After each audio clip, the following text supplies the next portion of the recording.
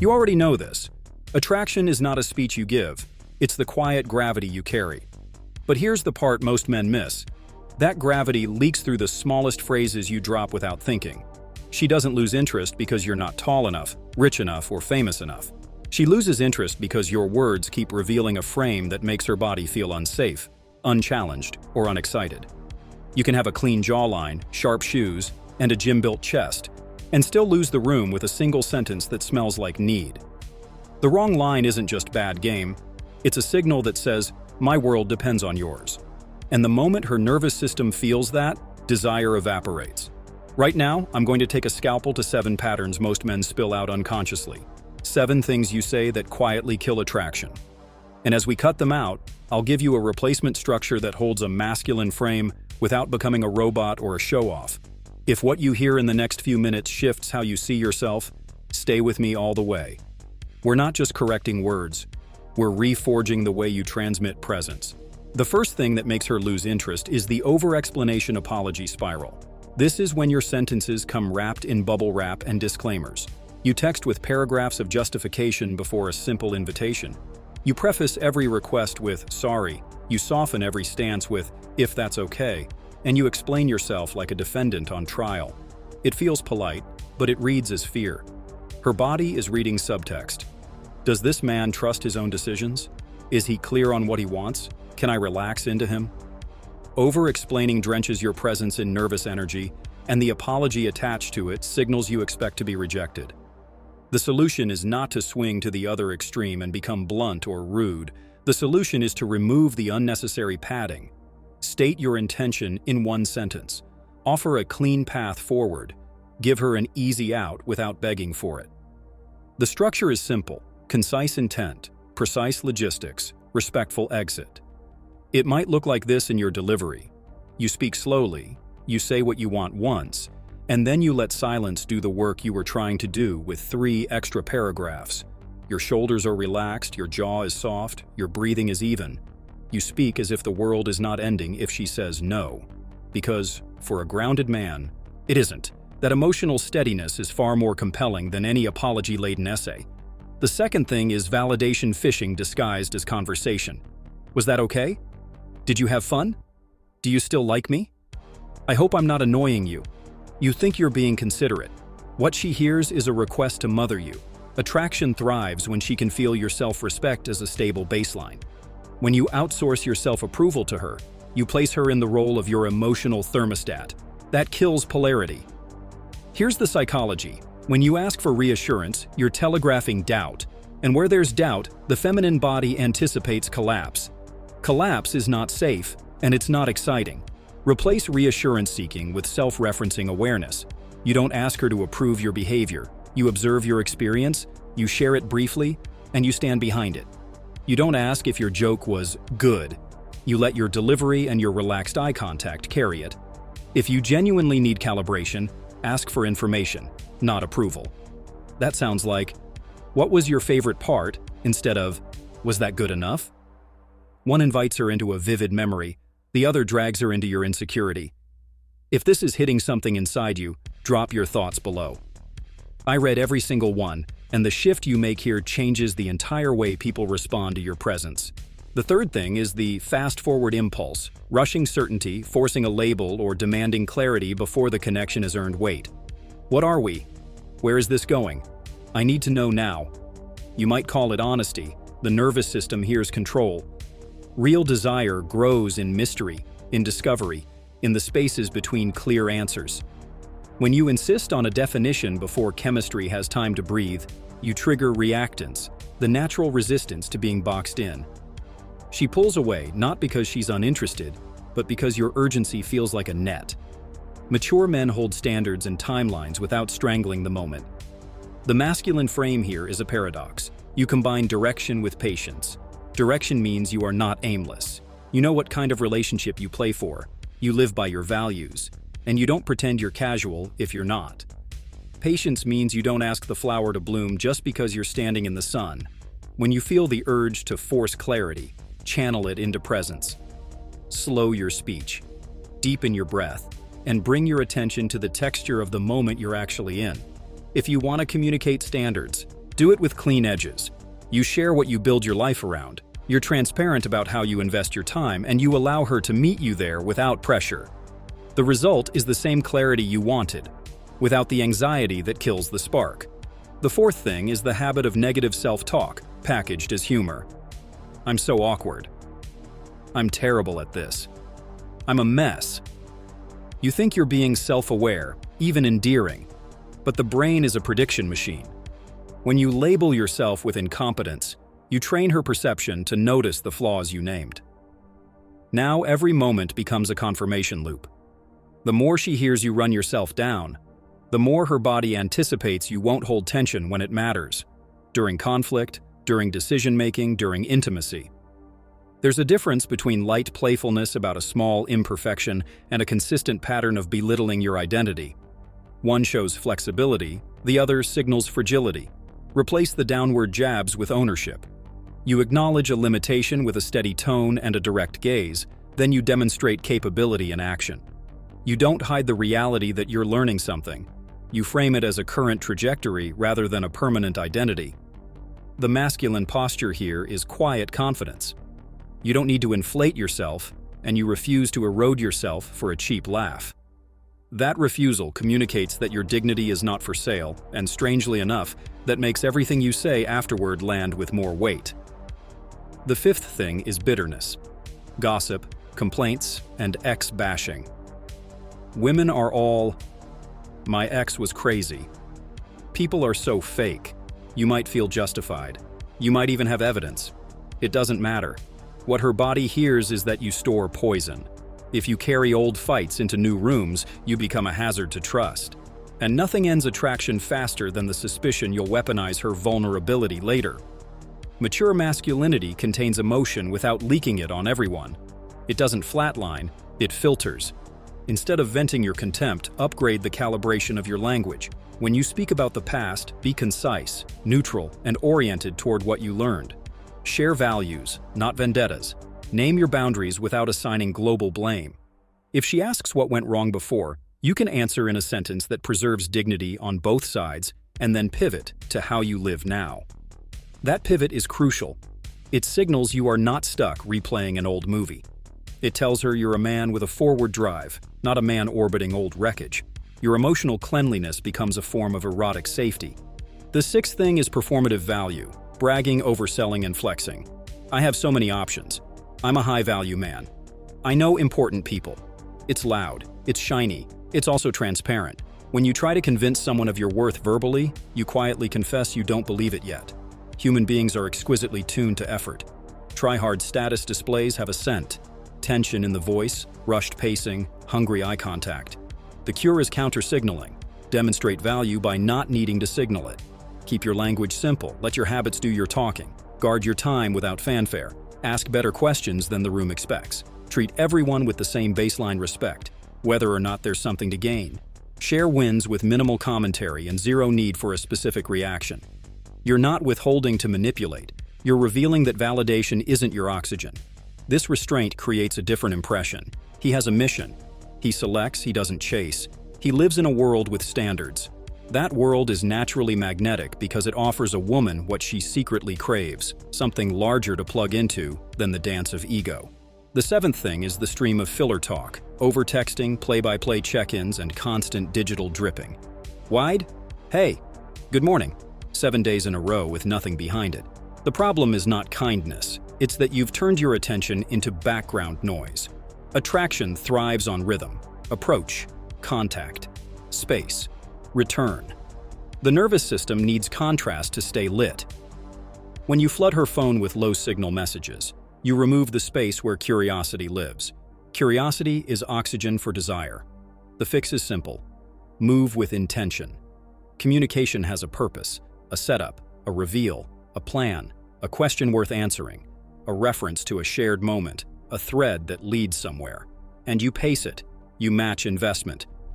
If you notice your messages are padding silence rather than saying something, stop. Let silence be silence. It's not a punishment. It's texture. When you do speak, speak in pictures. Invite the senses. Point at the world you're actually inside. What you're building, what you're noticing, what you're choosing next. and then get back to your life. That life is what makes you compelling, not the volume of pings you send through the day. Now let's go deeper, because these 7 patterns share a root. They're all symptoms of the same internal posture. You've placed her as the authority. You've handed your emotional steering wheel to the outside, so your language becomes a constant attempt to manage perception. That management creates pressure. And pressure without play suffocates attraction. Reversal begins inside your body. Before you change your words, change the instrument that plays them. Stand evenly on both feet. Loosen your jaw. Lower your breath into your belly. Imagine your attention as a beam of steady light that you control. The room doesn't yank it, you direct it. When you speak from that base, everything sounds different. Slower, specific, unhurried. When she asks a question, you pause for a beat before you answer. That beat communicates that you consider your words. When you make a plan, you do it once. When you invite, you don't plead. When you feel a surge of need to fill a gap, you let the gap exist. This is how men transmit certainty without forcing it. What do you say instead, practically, when these reflexes spike? Replace overexplaining with clarity followed by space.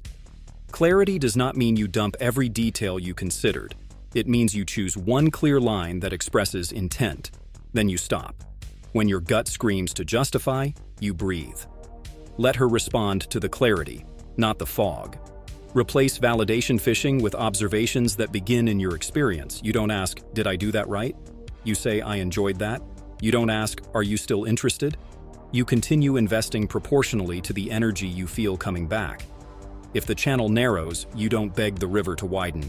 You move with flow elsewhere. Replace rushing labels with present tense direction. You communicate your values and your pace.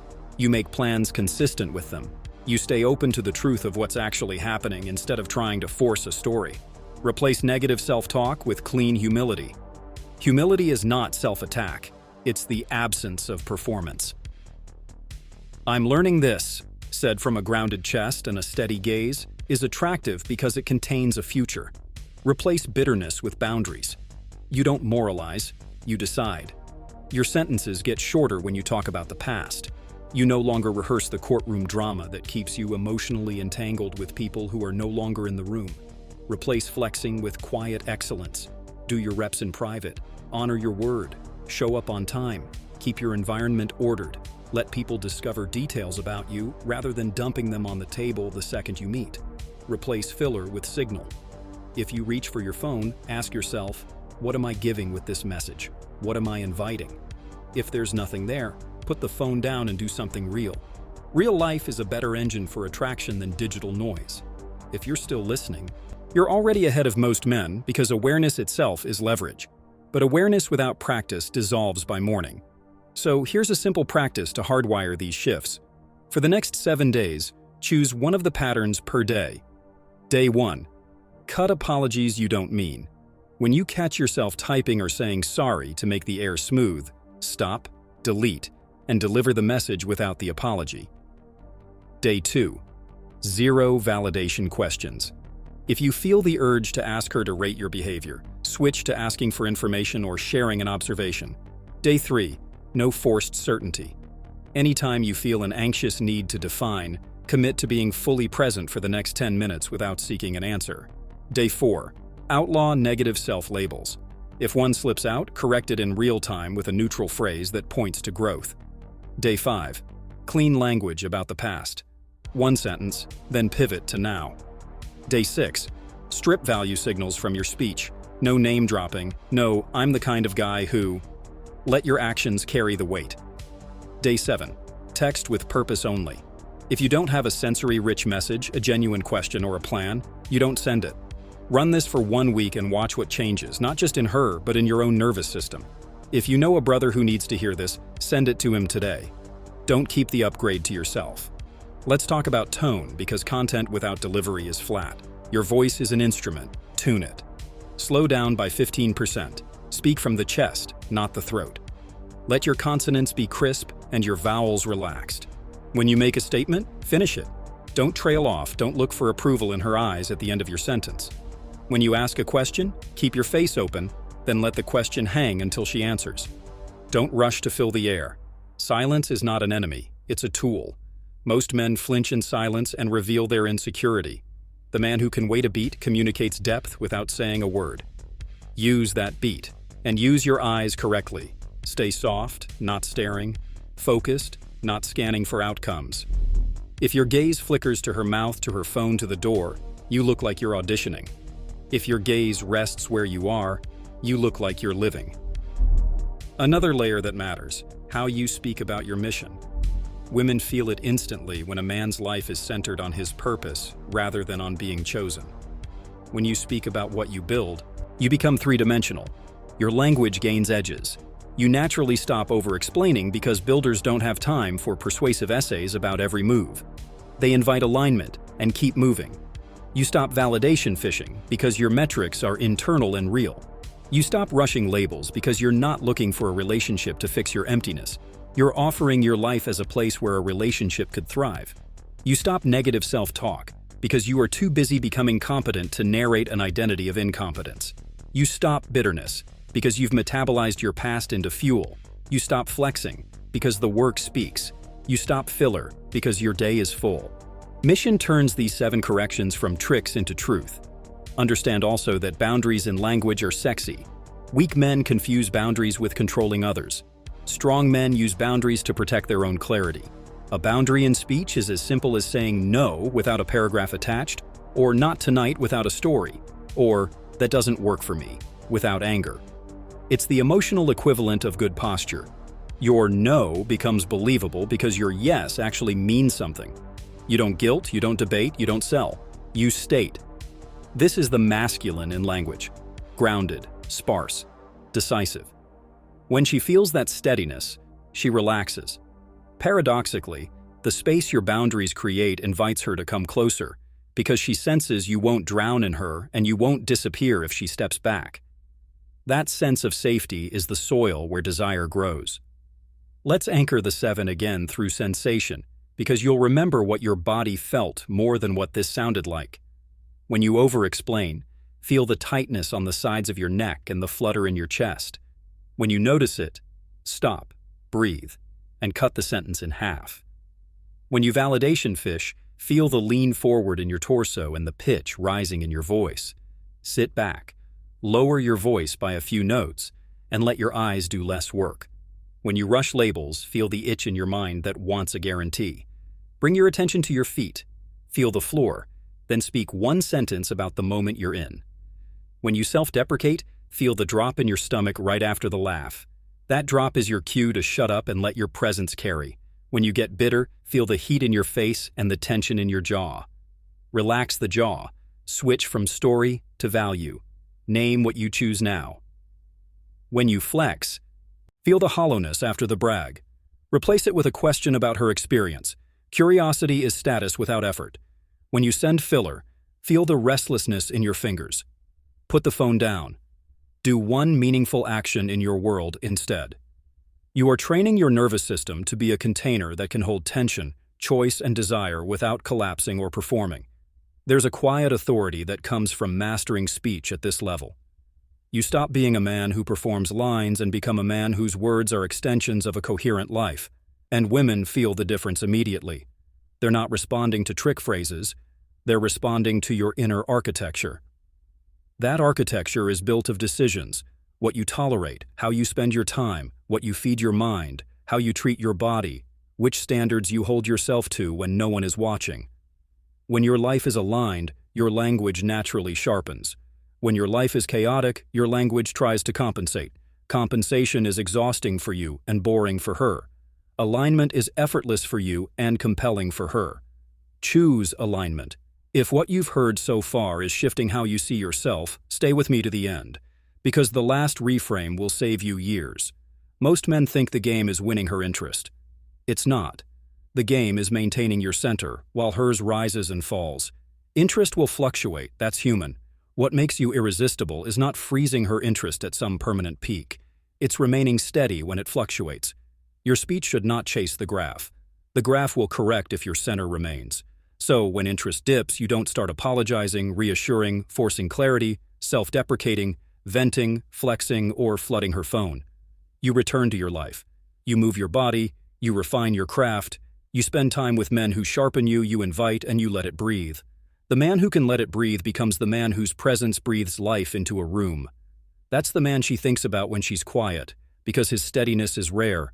Here's the final image to carry with you. Imagine your words as the edges of a vessel. She's the water.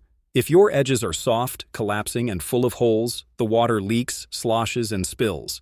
You'll chase it with towels and apologies. If your edges are rigid and brittle, you'll crack under pressure and the water will flee. But if your edges are smooth, firm, and warm, the water settles. It moves. It swirls. It delights in the shape. The 7 phrases we cut out were the holes. The replacements we built are the smooth edges. Keep polishing them. The more you do, the less you need to talk. You'll find that one sentence spoken from a centered body can accomplish what 10 frantic messages never could. Close your eyes for a second and feel this. You already know how to do this. There's a part of you that's been quiet, waiting for permission to speak plainly, to stop explaining, to stop asking to be told you're enough. Give that part the mic, and then go live a day that gives your words weight when they land. If this hit you, tell me below which pattern you're dropping first. I want to see the exact shift you're making and hold you to it. And if you've got a brother stuck in apology loops and filler texts, send this to him now. The world doesn't need more noise. It needs more men whose words mean something. If you want more like this, you know where to find me. Stay steady. Speak less. Say more.